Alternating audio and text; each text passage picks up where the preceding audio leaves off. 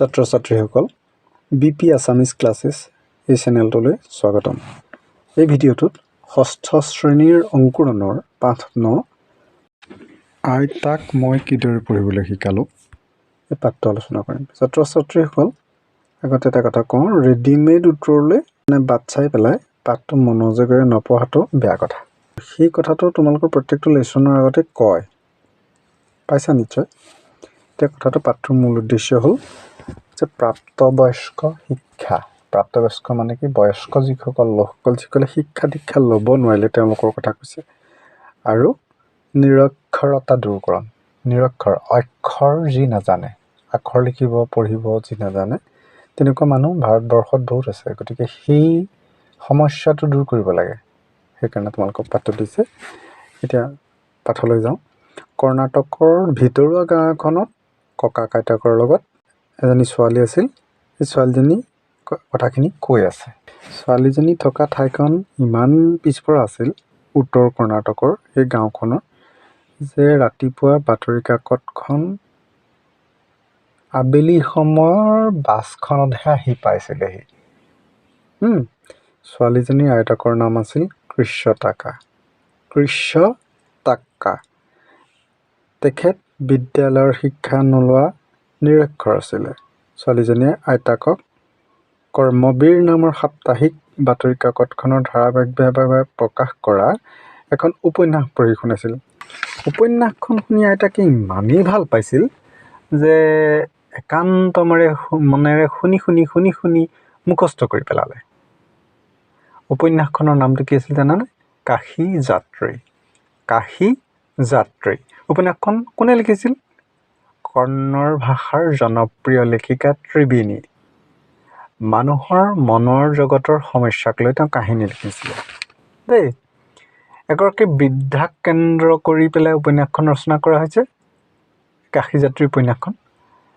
আন হিন্দু ধৰ্মৰ মানুহৰ দৰে এই বৃদ্ধাগৰাকীও তীৰ্থ ভ্ৰমণৰ ইচ্ছা আছিলে।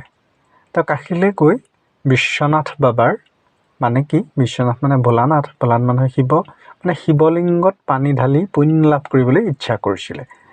আৰু কিমান বাধা বিঘিনি নেওচি পেলাই, প্ৰতিবন্ধকতা নেওচি তেওঁ এই বুঢ়ী মানুহগৰাকী কাশীলৈ যাবলৈ ওলাইছিল, সেই কথা উপন্যাসখনৰ মূল কথা। এতিয়া উপন্যাসখনত আৰু এটা চৰিত্ৰ আছে, বিবাহ উপযোগী অনাথ ছোৱালী এজনীৰ কথা।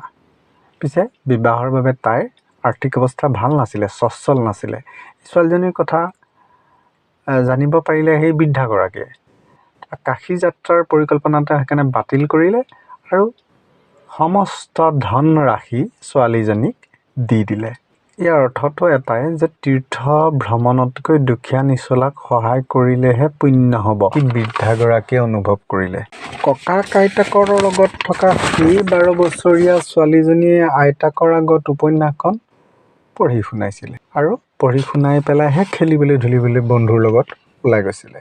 গাঁৱৰ মন্দিৰৰ চৌহদত আইতাকে নাতিনীয়েকে সেই যে যিখন উপন্যাসৰ কাহিনী শুনাইছিল, সেইখিনি অন্যান্য বয়স্কা বা বৃদ্ধাৰ লগত আলোচনা কৰিছিল।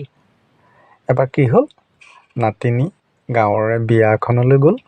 বিয়াৰ পৰা আহি তাই দেখিলে যে আইতাকৰ চকুত দেখোন চকু পানী। অবাক হৈ ছোৱালীজনীয়ে আইতাকক সুধিলে যে আইতা কি হ'লনো? এতিয়া নাতিনীৰ প্ৰশ্ন শুনি পেলাই আইতাকে কি ক'লে যে যেতিয়া মই সৰু আছিলোঁ তেতিয়া মাতৃহাৰা হৈছিলোঁ, ডাঙৰ হ'লোঁ কাৰো যত্ন নোলোৱাকৈ। সেই সময়ত কোনেও ভবা নাছিল যে ছোৱালীবোৰেও শিক্ষা গ্ৰহণ কৰা উচিত। ছোৱালী হিচাপে ময়ো বিদ্যালয় দেখা নাপালোঁ। খুব কম বয়সতে মোৰ বিয়া হৈছিল। মোৰ নিজৰ লেখা পঢ়া নহ'ল, কিন্তু মোৰ ল'ৰা ছোৱালীবোৰে যাতে ভাল শিক্ষা দীক্ষা পায় সেই সম্পৰ্কত মই বৰ সতৰ্ক আছিলোঁ। এতিয়া আইতাকে ইমান কান্দা দেখি আকৌ ছোৱালীজনী সুধিলে, মানে নাতিনীয়েকে, যে মই আইতা আপোনাক কিদৰে সহায় কৰিব পাৰোঁ? তেতিয়া আইতাকে কৈছে যে নিশ্চয় পাৰিবা, মই তোমাৰে সহায় বিচাৰিছোঁ। তুমি যেতিয়া বিয়া ঘৰত আছিলা তেতিয়া কৰ্মবীৰ নামৰ কাকতখন আহি পাইছিল। মই দুহাতেৰে এখন খুলি চালোঁ, কিন্তু কাশী যাত্ৰী উপন্যাসৰ কাহিনীৰ লগত থকা ছবিখনহে দেখা পালোঁ। তাত লিখা আছে কি একোকে নুবুজিলোঁ। কি লিখিছে সেয়া বুজিবলৈ বাৰম্বাৰ পৃষ্ঠাটোৰ ওপৰত হাত ফুৰালোঁ, একো নুবুজিলোঁ। মনে প্ৰাণে তুমি উভতি অহালৈ অপেক্ষা কৰিলোঁ। গাঁৱৰ যিকোনো শিক্ষিত মানুহৰ ওচৰলৈ গৈ মই সেই কাহিনীটো শুনি আহিব পাৰিলোহেঁতেন, কিন্তু নগ'লোঁ।